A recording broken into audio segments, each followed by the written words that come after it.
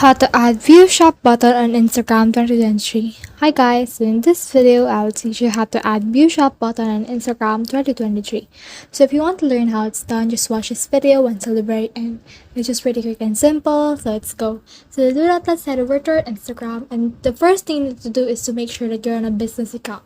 To do so, head over to our three lines and then click on the settings and privacy, and then just click on this professional slide here, and then click on switch account type, and then you can switch to a business account from there.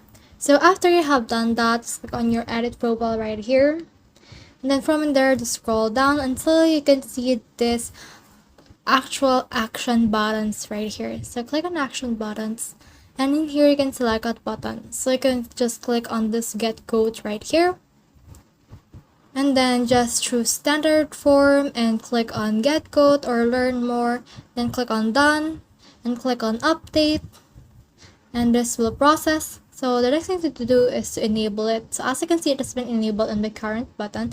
So just click on this check mark up here, then click on the check again, and then this will appear to your profile as you can see just right here.